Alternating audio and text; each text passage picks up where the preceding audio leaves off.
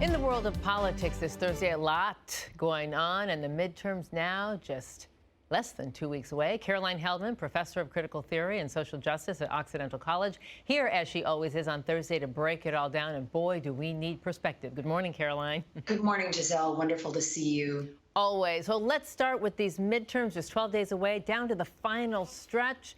And all the big polls, all of them seem to say that it's going to be a red tsunami. They have been flawed in the past. Can we trust these polls?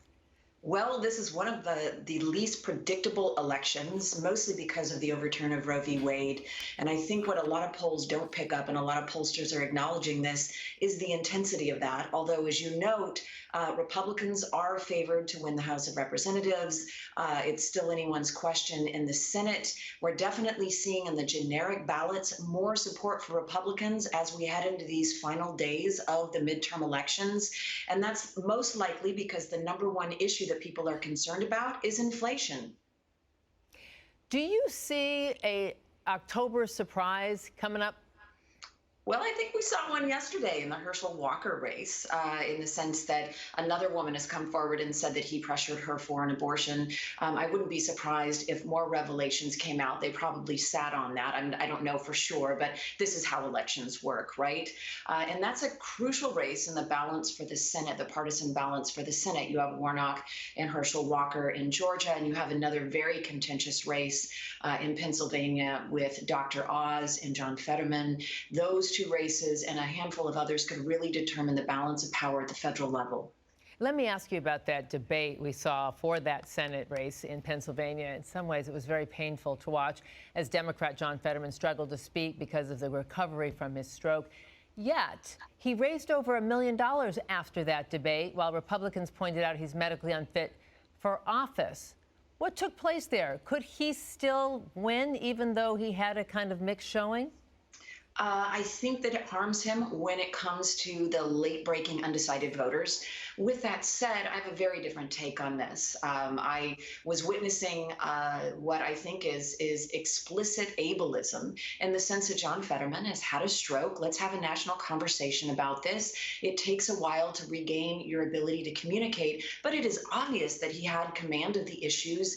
He didn't seem to have any sort of cognitive impairment. It is a communication impairment.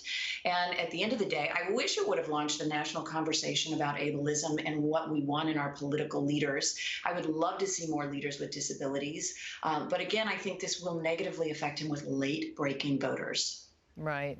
And I want to zoom in on other few key races, like John Gibbs running for Congress in Michigan. He doesn't think women should have the right to vote and says critical race theory is a diabolical scheme. Kerry Lake, running for governor in Arizona, posed with a man who had made racist, anti-Semitic, and pro-Nazi statements. How concerned are you that these extreme candidates will win their elections? What does it mean for democracy if they do?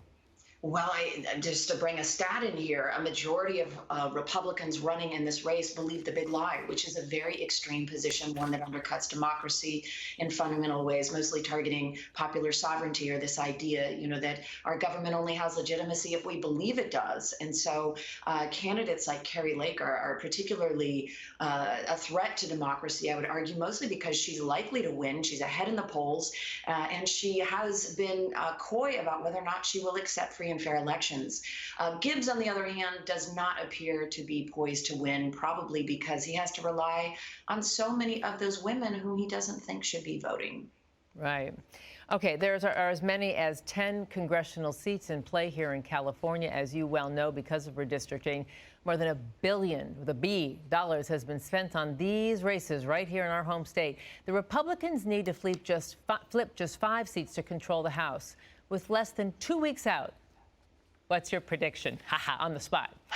Well, if this was a race that happened today and only happened in California, California would be pivotal, but the House of Representatives is 435 races. California will play a pivotal role in that. I think about 5 of the races are really competitive and may give Democrats an advantage. But I think if you look at the national picture and the number of races that Republicans are likely to pick up, California will most likely play a role in kind of blunting the red wave. It's not going to be this massive swing, but I still predict that Republicans will take the House of Representatives, just looking at the generic ballot and also at least 11 highly competitive races across the United States. All right. Former President Trump subpoenaed by the January 6th committee. Does he testify? Well, you know, Nancy Pelosi is trying to play upon his masculinity and asking if he's man enough to do it.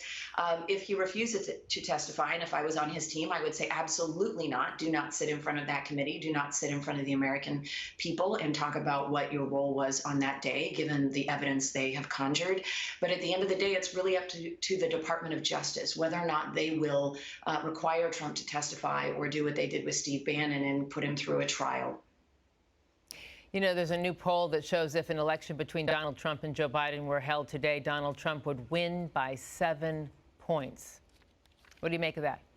Well, you know, Donald Trump is still the titular head of the Republican Party. He's the most popular candidate in the Republican Party. He has captured the spirit of the party mostly by appealing to emotional politics, mostly by appealing to fears about a shifting social order where women and people of color and other marginalized folks have gained more power. He openly used this rhetoric in 2016, and we are seeing the fruits of that today. I think it is telling that Donald Trump still has the power that he does over most Republicans. Supreme Court Justice Clarence Thomas temporarily pausing Lindsey Graham's subpoena in Georgia over efforts to overturn the 2020 presidential election. This as Justice Kagan protects Arizona GOP chair from having to give her phone records to the January 6th committee. The High Court is already experiencing record low approval ratings for appearing partisan. Do you find this egregious? Well, I do, but the court is not a branch of government that public opinion matters for. They're not elected. They're appointed for life. As you point out, Giselle, the court has the lowest approval ratings since we have been measuring them. And this is even slightly lower than when they made a very partisan decision in the 2000 presidential election, for those of us who are old enough to remember that. But this court has made it very clear that public opinion is not something that they'll be following or be concerned about. And again, supermajority, very conservative court. We've never had a court that is so out of step with public opinion in the conservative direction. So I would anticipate a massive schism between public opinion and court decisions as we move forward, as we've already seen with Roe v. Wade and other decisions. I wish I had hours more to talk with you about everything that's happening. Caroline Heldman, professor of critical theory and social justice at Occidental College. We thank you, as we always do, for your amazing perspective. We'll be right back, everyone.